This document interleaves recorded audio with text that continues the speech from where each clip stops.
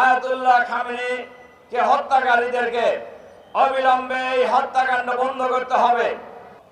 আমরা সবাই জানি গতকাল যে নৃশংস হামলা এবং হত্যাকাণ্ড সংঘটিত করা হয়েছে, এইটা আসলে এই হত্যাকাণ্ডের সাথে শুধু ইসরায়েল জড়িত এই কথা বলার কোনো সুযোগ নাই। ইসরায়েলকে ইউজ করা হয়েছে, কিন্তু এর সাথে সবচেয়ে বড় পরাশক্তি জড়িত। সংগ্রামী ভাই এবং বন্ধুগণ, আমরা আজকের এই বিক্ষোভ সমাবেশে আমরা এই হত্যাকাণ্ডের আমরা তীব্র নিন্দা এবং প্রতিবাদ জানাচ্ছি। এর সাথে সাথে সারা মুসলিম বিশ্বে যে অশান্ত পরিবেশ তৈরি হচ্ছে, এর জন্য আমরা উদ্বিগ্নতা প্রকাশ করছি।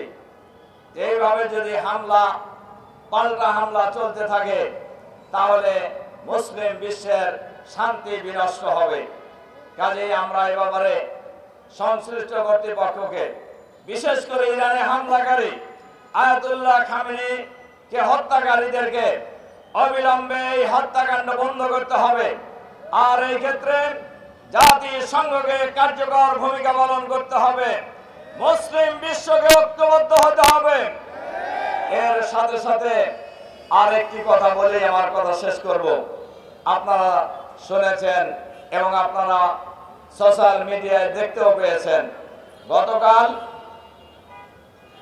বাংলাদেশের চুয়াডাঙ্গার জীবননগর উপজেলায় একটি ঘটনা সংঘটিত হয়েছে। দুই ভাই বাজার করতে এসেছিলেন। এটাও আপনারা জানেন, চুয়াডাঙ্গা জেলায় দুইটি নির্বাচনী এলাকা, অর্থাৎ দুইজন সংসদ সদস্য। এই দুইজন সংসদ সদস্যই জামাত থেকে নির্বাচিত হয়েছেন। এ কারণেই কারোর গায়ে আগুন ধরে গেছে, গোটা বাংলাদেশ নিয়ে গেছে, তাতেও তাদের তৃপ্তি হয় নাই। তারা সব নিয়ে নিতে পারলে তাও তৃপ্তি হতে গেলে আমরা জানি না। অন্যের জিনিস খাইতে যারা মজা পায়, তাদের কোনোদিন পৃথিবীতে তৃপ্তি হয় না। সেখানে দুইজন ভাই, আপন দুই ভাই, তারা বাজার করার জন্য গ্রাম থেকে শহরে এসেছিলেন। তাদের উপর আকস্মিকভাবে রামদা দাও কুড়াল নিয়ে হামলা করে তাদেরকে নৃশংসভাবে আহত করা হয়। তাদেরকে গত রাত্রে যখন ঢাকায় আনা হচ্ছিল, প্রতিমধ্যেই এক ভাই হাফিজুর রহমান নামে তিনি শাহাদাত বরণ করেন।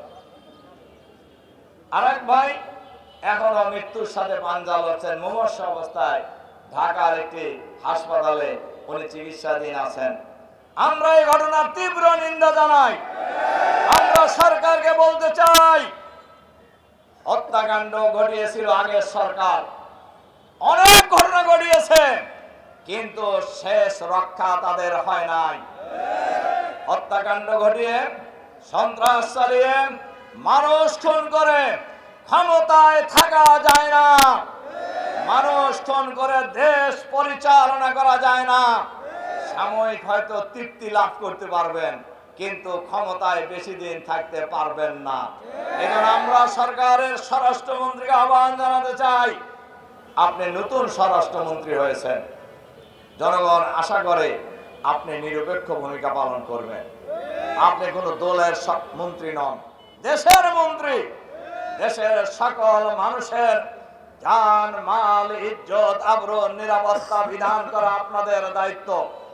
আমরা আহ্বান জানাতে চাই, অবিলম্বে এই খুনিদেরকে গ্রেফতার করতে হবে।